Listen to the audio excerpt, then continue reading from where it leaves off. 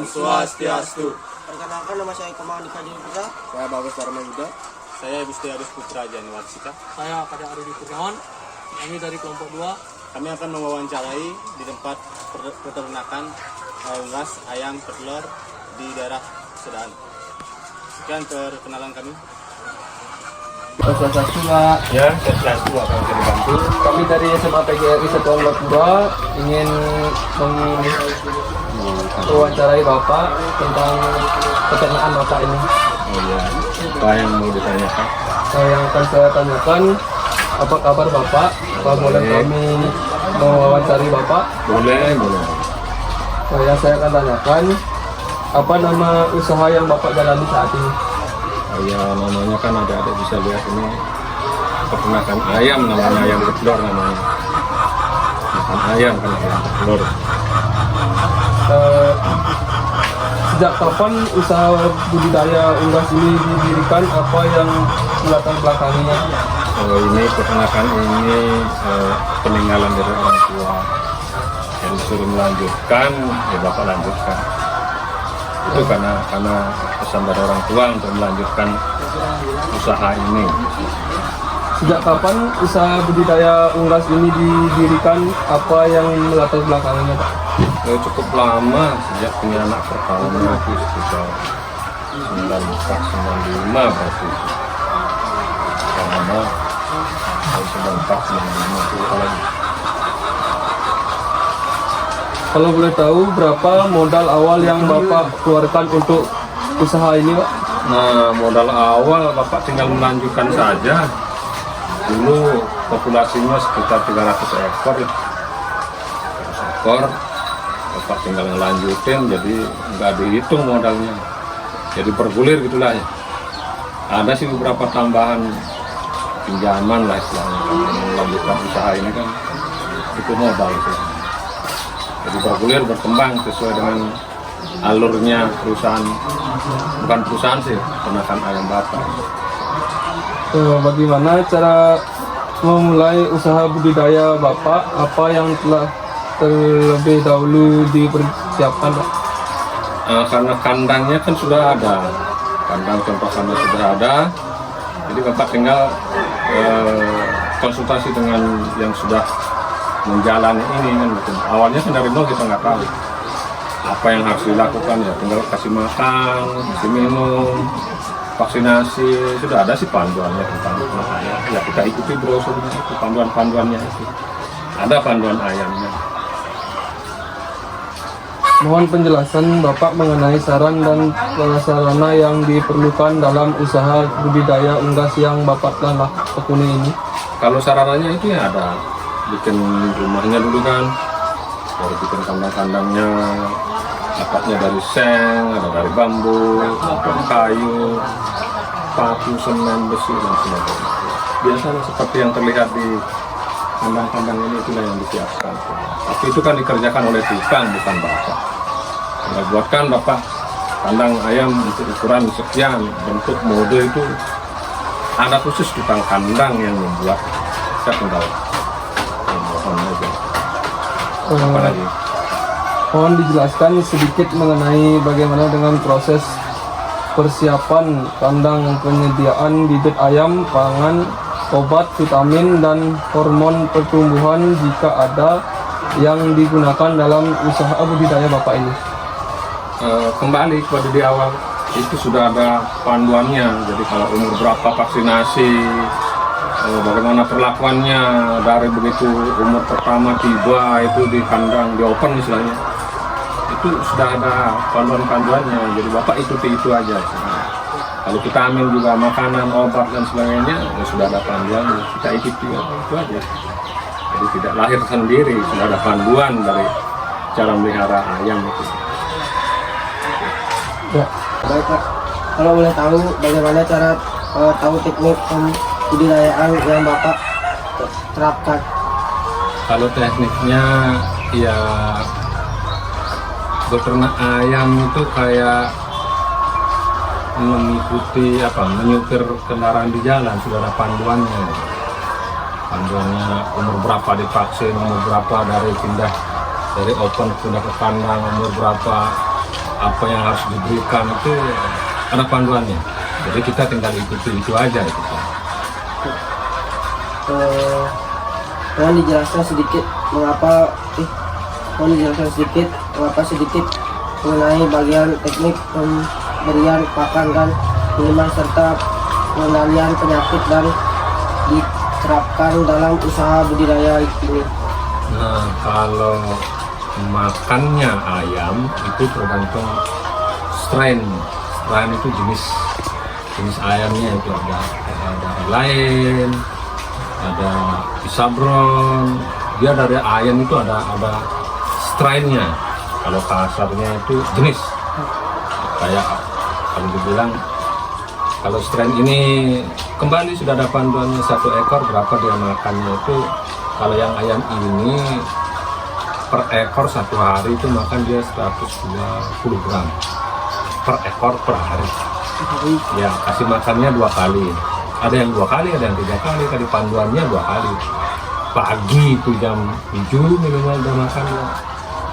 Siangnya diantara sama dengan kita makan siang tuh antara jam 11, 12 sampai jam 1.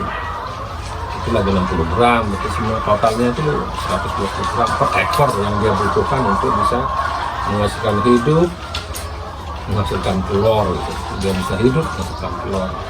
Kalau tentang penyakit itu kembali udah divaksin kayak misalnya ND, AI.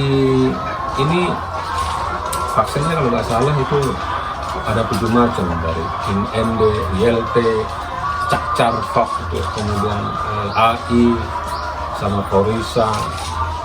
Kalau vitaminnya ya vitamin binatang lah biasa itu antibiotik atau cacing. Kembali ke awal sudah ada panduannya sebenarnya, kita ikuti itu. Kalau tanda penyakit juga sudah ada anunya. Kalau kita bisa kenali dari kotorannya. Kalau kotorannya warna ini, lihat di panduannya, oh warnanya hijau berarti apa. Kemudian kalau nafasnya megap-megap itu berarti apa tandanya. Sudah ada juga anunya, panduannya itulah. Di samping itu juga musim biasanya. Sekarang musim AI ya, kita harus vaksin AI. Kemudian sanitasi, penyemprotan dan sebagainya kan. Perlakuannya mereka itu ekstra ketat itu sebenarnya. Orang lain nggak boleh masuk, kebersihan segala macam. Nah, apalagi mungkin apa? Baik, bagaimana teknik melakukan panen, apa titiknya yang perlu disiapkan? Kalau panen ini kan bukan pembesaran ini, telur. Kalau di telur bisa lihat dari harga penghasilan telurnya mereka dengan pakan kan. Perbandingan kan 1 ekor dia makannya 120 gram. Berarti berapa itu 120 gram kalau di rupiahkan kan gitu. Kemudian di compare, dibandingkan dengan harga telur. Telur harganya berapa? 1 hari dia bertelurnya 1 butir. Jadi diindikasikan bahwa ayam itu bertelur 1 tahun. Berapa? 320 1 tahun berapa hari ya? 320 kalau nggak salah. 320 dong. Nah itu. Jadi sebenarnya dia kalau ikuti panduan itu dan ayamnya sehat, dia menghasilkan telur selama hidupnya segitulah tiap hari. Nah kalau luar dari itu ada yang bertelur, tapi dalam praktek kenyataan di lapangan kan tidak seperti itu. Mungkin gangguan penyakit, alam, kondisi dan sebagainya lah.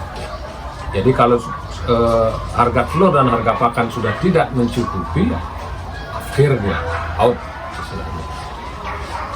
Baik, setelah panen selesai, apa kegiatan yang dilakukan sebelum kembali mulai pemeliharaan kembali? Kalau berdasarkan panduannya, jadi kandang ada istilahnya istirahat kandang, ada istirahat kandang, kemudian baru pembersihan. Kotorannya dibersihkan, yang rusak diperbaiki. Nah setelah itu yang kita ikuti panduannya itu penyemprotan, pembersihan dan istirahat kandangnya, baru disiapkan bibit, masuklah bibit. ulang pertanyaan. Bagaimana cara proses promosi atau pemasaran budidaya selama ini dilakukan? Kalau proses pemasaran pasar itu tercipta secara otomatis. Ada yang minta ya kita jual. Kalau enggak ya kita biasanya yang membutuhkan datang sih. Artinya pembeli kita jual. Kalau harga juga pasar yang kita. Konsumen kalangan mana saja yang sering melakukan pesanan, ataukah Bapak memiliki rekanan dengan usaha lain, tempat potong ayam, supplier ayam, atau outlet ayam goreng, penjual ayam hidup, ayam potong di pasar? Jika ada, mohon penjelasannya, Pak. Kalau Bapak kan perusahaan telur, bukan untuk pembesaran, maksudnya daging. Jadi biasanya pemasarannya kan ada yang pengepul, yang Bapak serahkan ke pengepul, ada yang pedagang datang ke sini, pembeli yang nggak hadir untuk mengambil telurnya. Dari produk yang dihasilkan, misalnya ayam hidup, ayam potong, atau hasil sampingan berupa telur, mana yang paling diminati konsumen? Dua-duanya, telurnya laku, ayamnya juga laku dijual, ininya bekas ininya, yang ini juga laku dijual, kemudian kotorannya laku dijual. Semua komponen itu bisa diuangkan. Bagaimana prospek usaha Bapak selama ini? Apakah menurut Bapak usaha ini menjanjikan untuk ditekuni? Kalau memang mengikuti standar prosedurnya ayam itu bagus. Karena kan cuma kuncinya bagaimana membuat ayam itu sehat, ini yang sulit sekali. Tapi kalau mengikuti pasarnya, kayaknya kan semua orang butuh telur. Kalau perbandingan penghasilan jumlah telur dengan yang mengkonsumsi telur, lebih banyak kurang telurnya. Nah, cuma untuk membuat telur ini yang kadang-kadang susah. Harus ada modal besar dan perlakuan yang khusus. Kalau ditekuni betul-betul, istilahnya kan dari ayam kembali ke ayam, bagus. Kira-kira berapa pendapatan Bapak dalam usaha ini selama satu kali proses pembudayaan dari bibit sampai panen? Jarang kita ngitung itu. Kalau punya uang, artinya hasil penjualan telur dibelikan pakan. Kalau kurang ya kita pinjamin. Kalau belum cukup ya kita nggak pernah ngitung seperti itu, karena ini usaha bukan apa istilahnya. Kalau bilang sampingan sih enggak, karena meneruskan saja sebenarnya. Cuman menghitung yang mendektai itu enggak pernah menghitung itu. Lanjutin aja. Kalau Bagaimana cara membuat usaha Bapak tetap berjalan, ada kendala? nah, kalau usaha apapun itu kadang-kadang kan kendalanya untuk membesarkan itu kan di modal. Di modal ini harus kerjasama dengan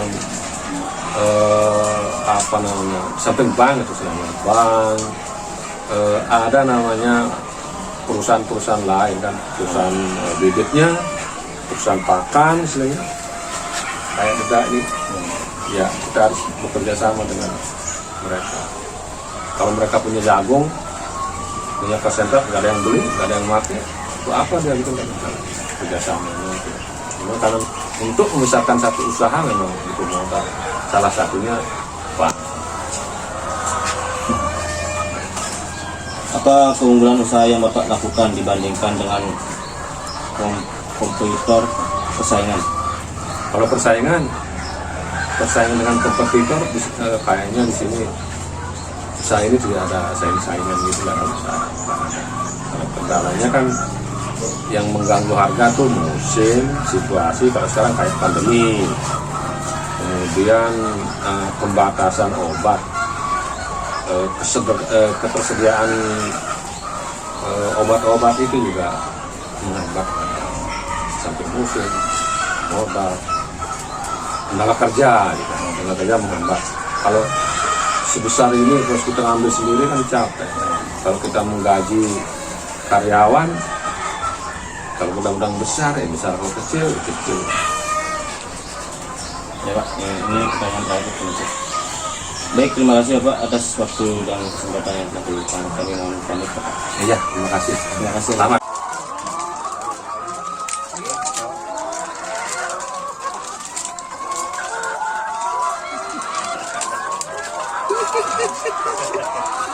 Enggak.